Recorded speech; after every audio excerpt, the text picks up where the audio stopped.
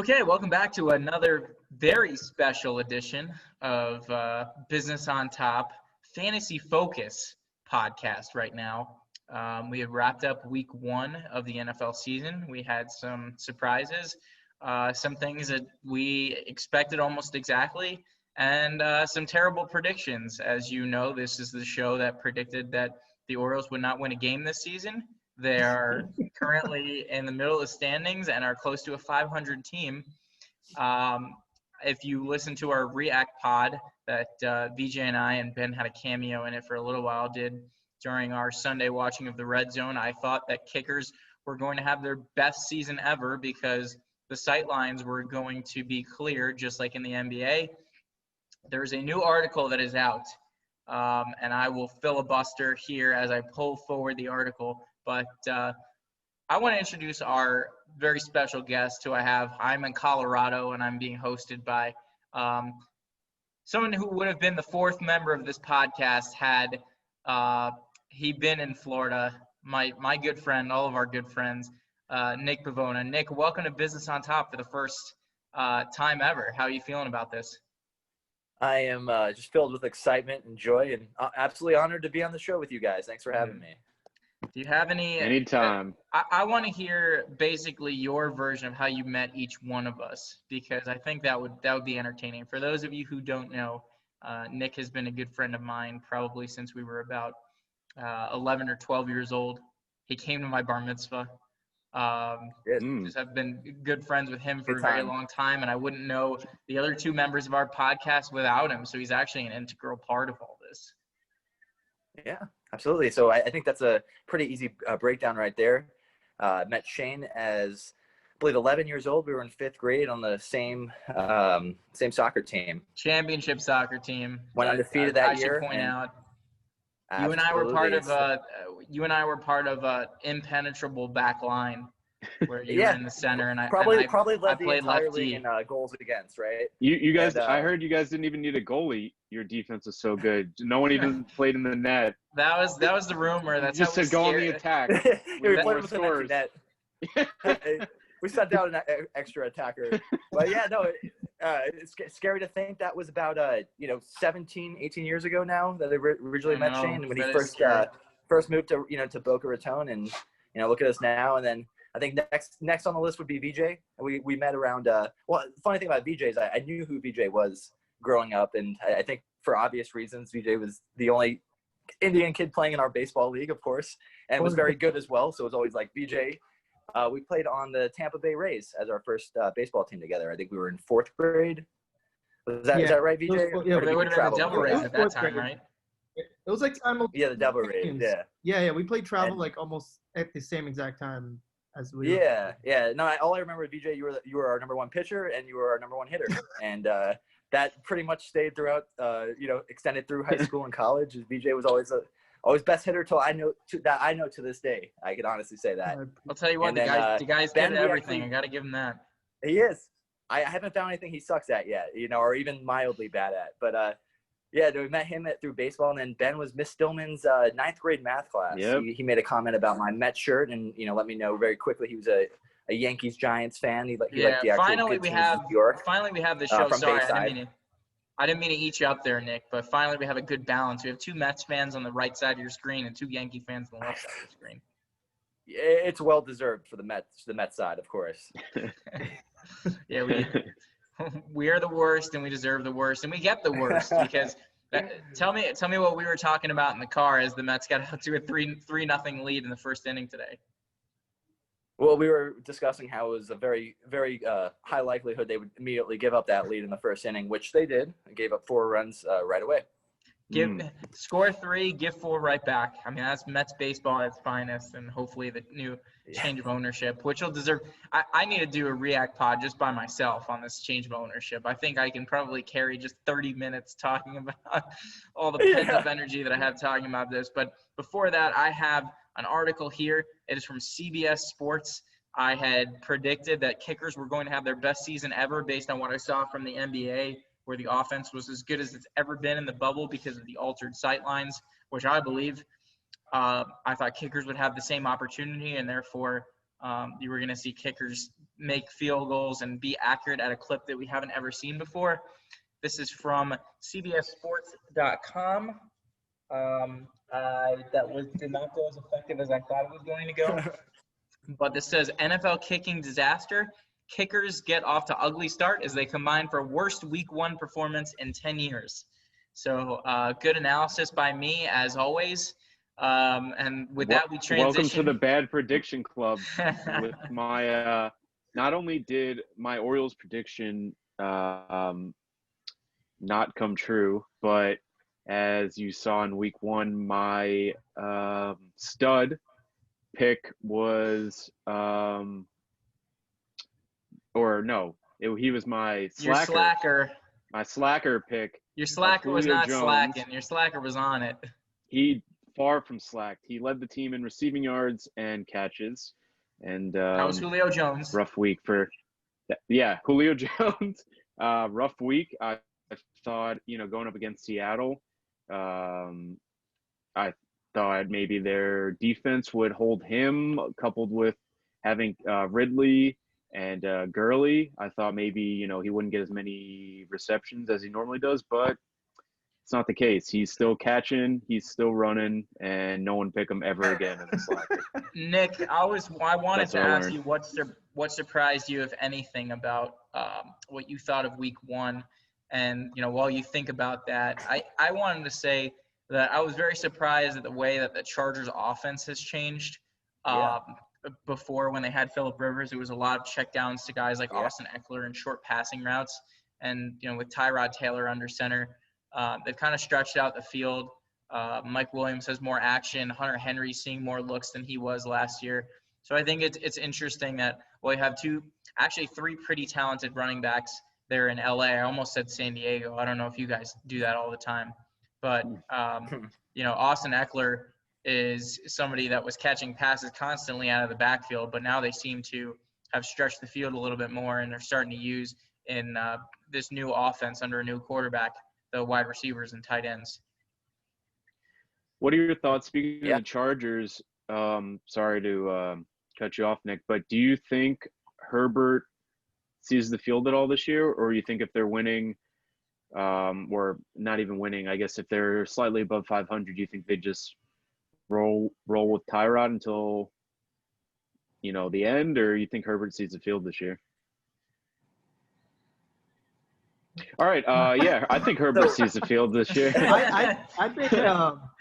I think they'll give him. I'll give Tyrod another game at least before they switch up to the rookie. I guess what I was getting at is, do you think the whole Brett Favre's Aaron Rodgers model, where you have a vet like Tyrod, and letting a rookie learn under him for a year or two without any action is better, or do you think getting him game action middle of the season or whenever is better, I guess? Yeah, so personally I think it's the latter on that.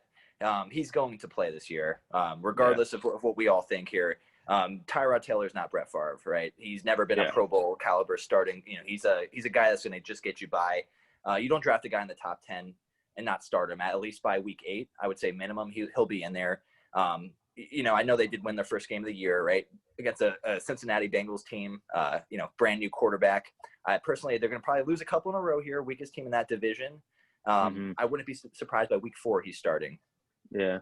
You think is that really as a bold prediction by you, Nick Pavona, that Justin Herbert will be on the field for the Chargers within the single-digit weeks, week 4 actually? And Nick, I want to open up the floor to you because I think we've been ball hogs so far in this segment. You are a Jets fan, and the Jets played the Buffalo Bills on Sunday, and I wanted to hear your rapid reactions, noting a few things. One, that this is a team that I don't know that a lot of people predicted them to be in the playoffs. But were they better, worse, or about the same when you saw them week 1 against Buffalo? Oh, that's a very, very easy answer. A lot worse. I can back him up VJ on would that. Probably, Would probably second me on that. And VJ and I were sending a couple of messages throughout the duration of the game. And biggest thing that we were hitting on was the team did not show up. It seemed like there was no really intensity to start the game. It kind of took them a half to kind of get things going. And then the second half, you saw a much different team. But that was the big thing for me last year was just playing a consistent full game. It seemed like they got kind of caught that grasp towards the end of the year with Gase. They went on a 6-2 run to finish out the season. So I was very disappointed to see them come out that way in the first half, especially against a division rival. This is the easiest game to get hyped for, in my opinion. The very first game of the season. I got a bunch of new guys wanting to kind of prove themselves. So that I was disappointed in. And then just one more thing on that. I was disappointed in Sam Darnold as well in the first half. I thought he missed some throws that he easily should have made, and did not see the progress I would have liked to see. However, I will stay cautiously optimistic because I understand there was no preseason, and there were a couple new receivers and linemen he's working with. So we'll see as the weeks go on, but I was not too happy. Yeah, I think we're missing a true wide receiver as well. I think we're missing Robbie Anderson for sure because that deep threat is very important. Robbie Anderson had a big day in Carolina. Mm-hmm. That's what I'm saying. Been saying it the whole time. Yeah. Well, so now your RB1's out because, I mean, I didn't see the game, but I heard Gase's comments after that. I guess he got nicked up and he wanted to go back in with a hamstring injury, which is, very easy to re-aggravate or to make worse if you continue running on it. And he put him back in, and now he's out for at least till week 4, 5. I don't. He's out. He's out a minimum of 3 weeks, which is a big disappointment. But at least in those regards, like they do have Frank Gore as a backup, who I know is 107 years old, but still somehow productive. The guy's a freaking alien, I swear. And then hopefully we get back. I'm going to mess up his name, but Perrin from UF, running back we drafted, was apparently turning heads. Perine before, before he actually had a hamstring injury as well. So hopefully we get him back before Le'Veon returns. Can see what we got there. That's the Michael Perine, running back out of the University of Florida. Go Gators. But I want to talk about what you expect for week 2. Who do you guys play? What do you think the results will be? And what is something to watch for as we talk to our Jets correspondent, Nick Pavona, here on the Business on Top Football Focus special edition on Thursday night? Yeah. So as far as their matchup with San Francisco 49ers? Yes. Yeah, absolutely. So biggest thing to watch out for, I know VJ is going to agree with me on this, is I want to see how the quarterback comes out. QB1, Sam Darnold, right? As I mentioned before, last week we were very disappointed in how he came out. Missed some easy throws early on that potentially could have changed the outcome of the game. So I want to see how he comes out against another really good, solid defense that has a lot of returning starters. And then I think, at least from San Francisco's end, we want to see how they return, right? This is a team that lost to a team that the Arizona Cardinals, a lot of us thought they should have beat. A lot of us were very shocked that Arizona came out on top. So let's see if Jimmy G has a bounce-back game and is able to score some points against a not spectacular, but I'd still say a solid Jets defense. Missing their big tight end, that's obviously going to affect the pass game. Not having Debo either, as wide receiver 1. So I really want to see how interested to see how either team scores points on Sunday. Yeah. Yep. You're predicting a defensive struggle on Sunday. Yes, and if I were to put a score on it, I'd say 20-10. 49ers. All right. Prediction podcast here. You heard it here first. Nick Pavona, 20-10 Jets 49ers. But with that, we'll move forward to our sleepers, studs, and slackers. And I was wondering if you guys had any opinions about your predictions from week 1. I mean, I can start. I predicted that George Kittle was going to be a slacker, and I was right for the wrong reasons because he was doing well right before he got hurt. So due to injury, he was hindered a little bit. I picked some okay sleepers and studs, but I don't think anything to write home about. VJ, though, your pick on who your slacker was, I think was pretty spot on. Saquon Barkley, yeah. I just didn't see the Giants' O-line being any better than it was. It was pretty much abysmal, in my opinion. So he got nothing going. I think he had negative yards at one point, too. So wasn't looking good for them. Anytime that Ben Roethlisberger has more rushing yards than your running back, would say probably not a very successful day at the office. He did have 65 receiving yards, and he did have a play in the open field where he did get some space. But I think for Saquon Barkley, that line is not a strength, and certainly not a unit that's going to help him. And when you have somebody as talented as that, and you got serious problems on the offensive line, I think it's incumbent on the front office to try to improve it, because you see what happens when you go up against a good defensive unit like Bud Dupree and the Pittsburgh Steelers. They can just get totally cracked, and you really get exposed when you play against a defense like that. Right. Absolutely. So should we go into the week 2 picks? Let's go to the week 2 picks. Let's start with our studs. I'm going to go with Jonathan Taylor, running back, Indianapolis Colts. You saw Marlon Mack go down with the Achilles injury. Taylor showed some pretty decent flashes against the Jaguars last week. Young rookie running back out of Wisconsin, has some real explosiveness. You can see him get out into the open field. He can run with power and with speed, and I think with more volume, Jonathan Taylor is going to be a pretty good, not just a good value play, but a good play in general in their week 2 matchup. Yeah, I think especially with Matt going down, and Hines isn't he's more of a third down back, so it's going to be Taylor on first and second down. He's going to have no competition there. Hines was a little younger than I thought. Did you know that he was 23? I had no idea that he was 23. I did not. I feel like he's been in the league for 3 or 4 years. I thought so too, but apparently only 23 years old. So you will see probably a running back by committee. Fresh legs then. That's right. Yeah. So Ben, who's your stud?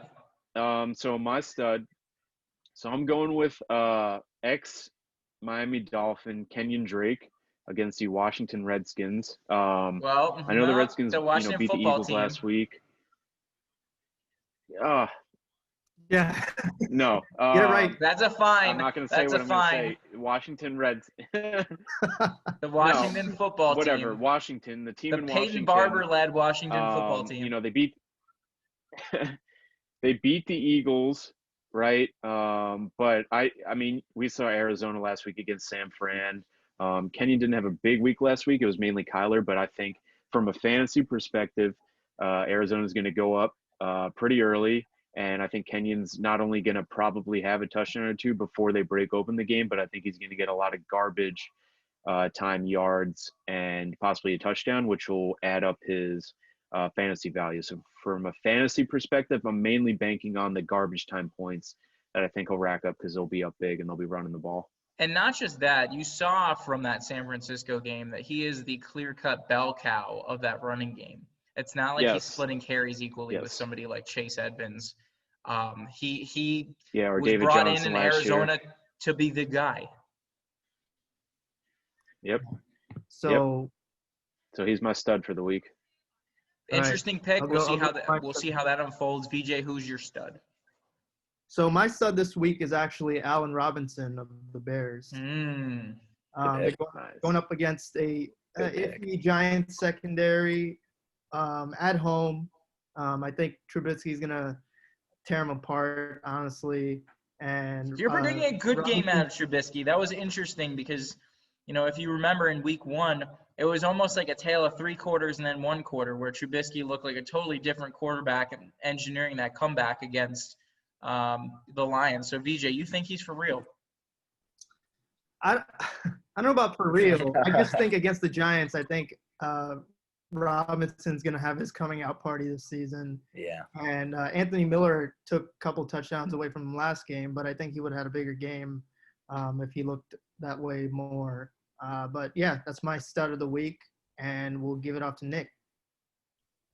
Yep, absolutely. Real quick, BJ, I think that's a great pick, too. And especially seeing what Juju did last week, had 2 touchdowns as wide receiver 1. I think that's a pretty safe pick. So somebody who really needed it, too, Juju Smith-Schuster. Yeah, absolutely. So at least for my start of the week, again, I've been going back and forth. I was about to say Robbie Anderson going against, I believe they're going against the Saints this week, or excuse me, Tampa. However, I decided to change my pick to Raheem Mostert against the Jets. Yes. Although the Jets finished very well last year and historically against a run, they've always had problem with those real shifty, smaller running backs, such as Shady, LaShawn McCoy. My prediction, kind of going with my prediction before with the Jets game, is I see this being, although it's going to be a low-scoring game, the Jets defense is going to be on the field all game, right? They're going to be a lot of 3-and-outs on the offense, a lot of short drives. I see in the third and fourth quarter, with the defense a little bit tired and his extra speed, I see him either getting a late touchdown or just really bulking up the yards. So I'm going with Raheem Mostert for my stat of the week. He said shifty there. That was shifty with an F. Now our slackers. My slacker. For the clarification. And we saw a precursor to this a little bit last week when they played against the Saints. People had high hopes for this guy, and I think this is just emblematic of Father Time always wins. Tom Brady is going to struggle against the Carolina Panthers in their Week 2 matchup. Carolina not giving up a lot of fantasy points to quarterbacks. They're very well equipped in the secondary. Got a defense that can keep them in ball games. Tom Brady a little slow. You saw him throw a pick six against the Saints. I'm not sure whether it'll be a pick six, but I think it'll be more of the same. You saw him toward the end of last season turn the ball over a lot. He had big issues in that playoff game, and I believe that's carried over to this season, especially when you're dealing with a new receiving core who you're still starting to gel with and still trying to work with on a regular basis. I think you're going to see some growing pains for Tom Brady in that Tampa offense against Carolina.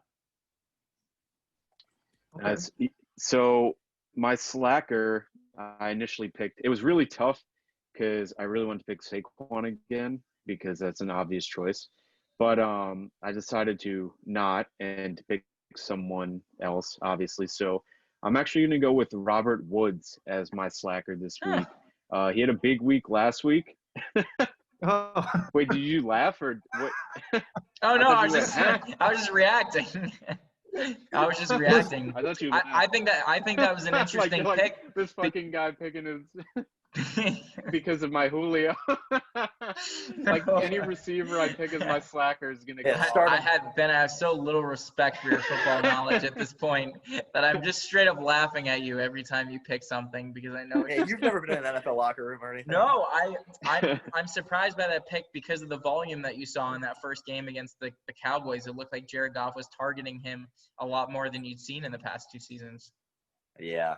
Right. Yeah. So I don't think it'll be because of Woods that he'll be slacking this week. I just don't trust Jared Goff. I think he's inconsistent. He's still got Cooper Kupp. He's got Higbee at tight end. He's got a couple backs. I just think there's too many options with the Rams that I don't think Woods is going to be keeping up that 100-yard games every week. And Goff's too inconsistent for me to trust any of those receivers, Kupp or Robert Woods in this case. So he's going to be my slacker. Okay. So my slacker of week 2 is actually going to be Cam Newton of the Patriots. He had a decent game against the Dolphins in week 1. Yeah, he had a decent game in Miami. They were in Miami, right? Yeah. Against Miami, they were in Again, yeah, they were in New England. 2 rushing touchdowns and a decent game. People are really hyping him up, but I think in Seattle, at home in Seattle, he's going to struggle, and they're going to make him throw it a lot more than he should. So they're going to game plan for him to throw the ball through the air, and I don't think he's going to get it done. So that's my slacker of the week.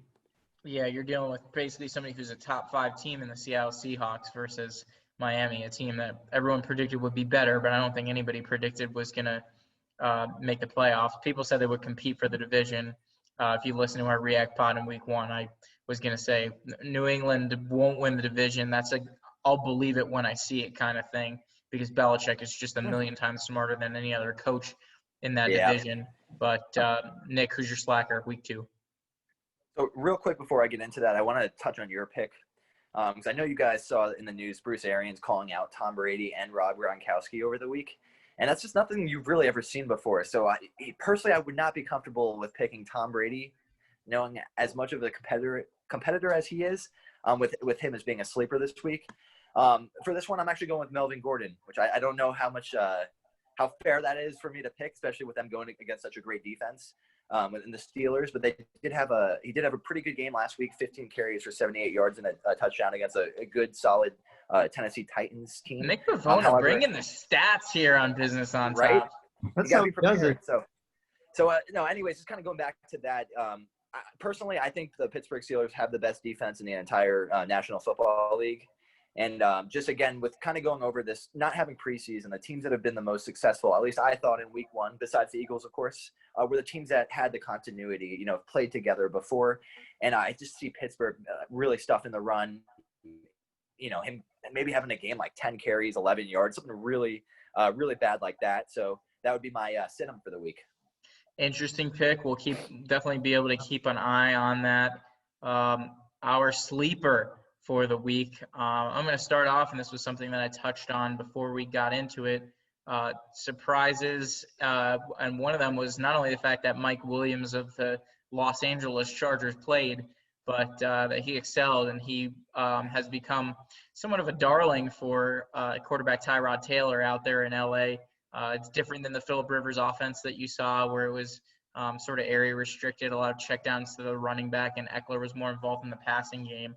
While he was the primary back, you saw other runners getting volume, but you're seeing the tight end and wide receiver position being used a lot more now. They have a game against the Chiefs, whose secondary has been on and off, but I think Mike Williams is somebody who's going to fly under the radar, not just because of his injury, but also because of the team that they play against. I think he's going to have a pretty solid game as you see that new remastered, remixed, if you will, offense of the Chargers as they make their push to reestablish themselves in the AFC East or in the AFC West. Shane, I was very worried you were about to take my sleeper pick because you mentioned him earlier on the show. But my sleeper this week is going to be Scotty Miller, a name not many people know in the NFL. Mike Evans is questionable. Godwin just entered concussion protocol yesterday, and he's probably not going to play, especially if he just entered the protocol yesterday. That opens up a lot of targets at the receiver position. Scotty Miller, Tom Brady's possible new slot guy. He had 5 catches for 73 yards last week. Yeah. Brady, he had Edelman, Amendola. They were racking up catches and yards in his time in New England. And yeah, Brady loves his white guys running 9-yard curls, doesn't he? Brady loves his tiny white guys running 9-yard curls. I mean, it's death, taxes, and that for sure. So I'm going with Scotty Miller. I think there's going to be a lot of targets and a lot of catches up for grabs, and I think he'll be the one to benefit from the Godwin and Mike Evans absence this week. Good pick. So my sleeper pick of the week is actually going to be rookie CeeDee Lamb of the Dallas Cowboys. I think he had a decent game. We saw what he could do week one against the Rams. I mean, they can put him in the slot. They can put him on the corner, wherever, and he seems to be open a lot. Now going up against a kind of banged up Atlanta secondary, I think he's going to have his coming out party for sure week 2, and he's going to have a big game, maybe a touchdown or 2. But before I go to Nick for his sleeper pick, I just want to point something out for everybody. Nick's hair looks impeccable right now. Yeah. And I think the one question I have for you is, what products are you putting in your hair, man? Like, I mean, are you a Head and Shoulders guy? What's going on here with the shampoo, conditioner, and if anything, you putting a little product in there? Because I mean, it looks fantastic right now. It's honestly, it's all about that 3-in-1. I don't know if you guys have ever tried that out before. No, I'm just kidding. It's shampoo, conditioner, a little bit of hair gel, spike it up. While we're on the topic of hair, Shane, we should ask Nick. In one of our previous episodes, Shane brought up, his when you take a shower, what is the order? What is the order that you do? Do you shampoo first or do you body wash first? Ben and I body wash, then shampoo. Yeah, there we go. Shampoo. Yeah, why the hell would you put body wash on first? That makes no sense. Yeah, that was my. That's how I do it. I mean, that's weird. I don't know what you want me to say. Okay, that's just my routine. Yeah. Let me guess. You stand when you wipe your ass too. Then we'll go around the room and we'll talk about that one next episode. Next time you're on, we'll do an entire segment about who does what. So it's head, shoulders, knees, and toes. You know. Yes. Yes. No. Well, head and shoulders for sure, because this guy's hair looks down, baby. Looks incredible right now. He looks like he could anchor the Denver 10 p.m. evening news. It's not saying much, but I do appreciate that. Send in your resume, but before you do that, give me your week 2 sleeper, Nick Bavona. Alrighty. Well, I'm just going to point out a really quick fun fact. My dad just texted me that Joe Burrow is way better than Sam Darnold. So we have another negative Jets fan here. So my we have to call him next time. Let's get him on the show too. We will have to get him. So my sleeper for the week, and VJ, I was actually considering CeeDee Lamb. But I decided one person I just like a little bit better this week is Marquise Valdes-Scantling on the Green Bay Packers. Had a really good game last week as well. Had 4 catches for 96 yards. I don't know about you guys, but I mean, Aaron Rodgers was by far the most impressive performer for me last week. I mean, it's kind of almost seems like Aaron Rodgers is like underrated, which I can't believe like those words just came out of my mouth. I don't understand it either. He was going really late in fantasy drafts. He's pissed. You almost don't hear his name when you know they talk about the best quarterbacks. You know, you hear Russell, Lamar, Patrick. You don't hear Aaron much anymore. And I think they're going to come out and really sling the rock. And again, here's another fun fact for you guys. You guys like the stats. He actually hit a high speed of 21.11 miles per hour last week against the Vikings. Is that fast? I don't know, but I guarantee none of us run 21.1 miles per hour. So for that reason, he is going to be a breakout player, a sleeper for this week.